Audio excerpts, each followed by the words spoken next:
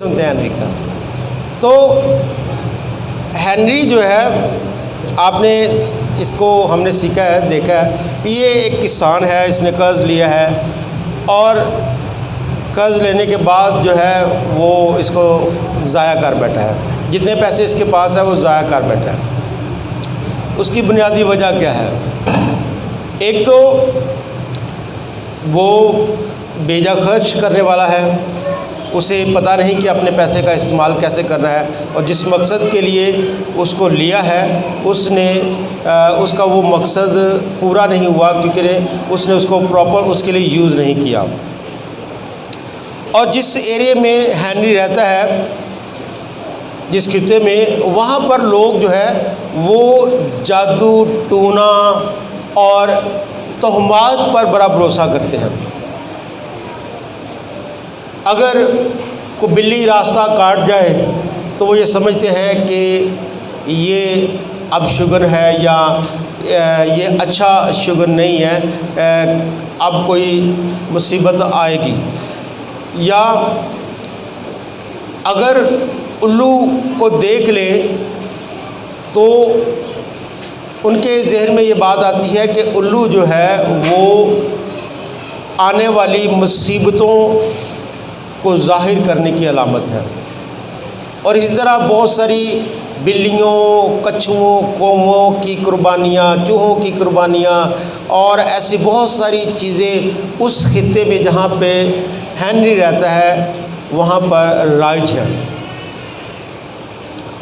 اور یہی وجہ ہے کہ جب اس کا سارا پیسہ خرچ ہو گیا تو وہ انتہائی پریشان ہو گیا، کیونکہ اب اس کے پاس پیمنٹ واپس کرنے کے لیے پیسے نہیں ہیں۔ اب وہ نہایت پریشان ہے، فکر مند ہے کہ میں اگلے ماہ اپنے بچوں کی فیس کیسے پے کروں گا، کیونکہ میرے پاس تو جو پیسے تھے وہ بھی خرچ ہو گئے اور اس سے میں نے دگنے پیسے قرض لے لیے۔ اور وہ نہ صرف اپنے بچوں کی فی دینے کے لیے پریشان ہے، بلکہ اس سے زیادہ وہ پریشان ہے اس شخص سے جس سے اس نے قرضہ لیا ہے، کہ اب وہ جب واپس آئے گا تو میں اس کا سامنا کیسے کروں گا یا میں اس کو پیمنٹ کیسے کروں گا۔ یہاں تک کہ ہنری جو ہے اس کو کھانے کے بھی لالے پڑ گئے ہیں۔ وہ شاید 3 دفعہ پہلے کھا رہے تھے، لیکن اب وہ دن میں صرف 2 دفعہ ہی صبح اور شام کھانا کھاتے ہیں۔ اور اس کھانے کو کھانے کے لیے بھی،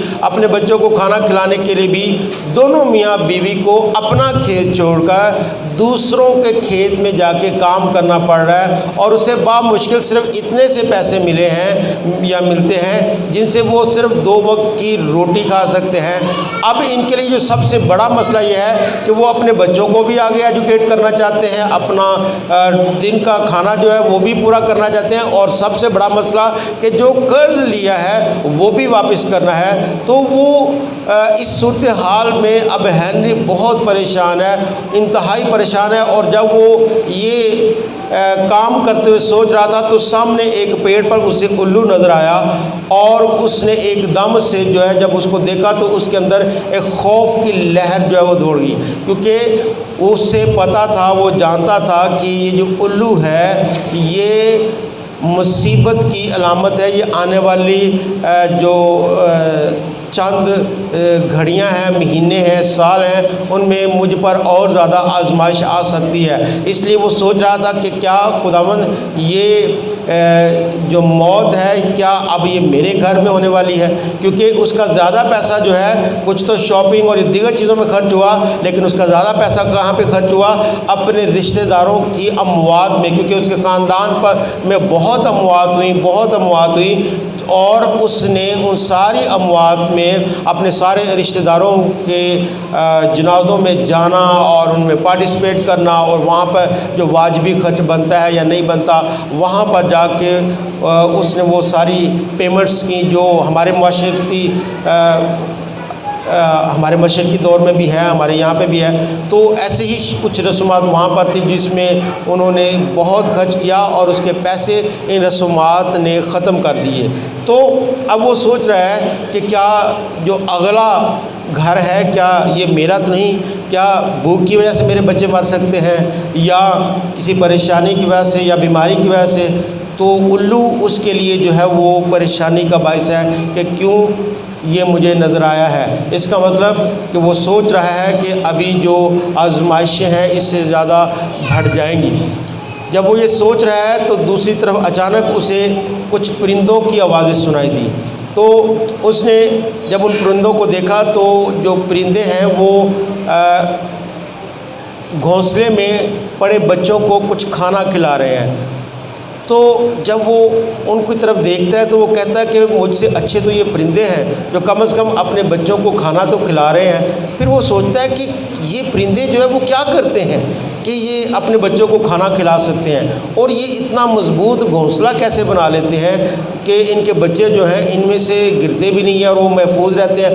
آندھیاں بھی آتی ہیں، طوفان بھی آتے ہیں، لیکن اس کے باوجود یہ جو بچے ہیں ان کا گھونسلہ بھی محفوظ ہوتا ہے، بچے بھی محفوظ ہوتے ہیں۔ تو ایسا کیا کرتے ہیں؟ پھر اسے یاد آتا ہے اپنی ماں کی باتیں یاد آتی ہیں، وہ کلام جو اس کی ماں اکثر اسے سناتی تھی۔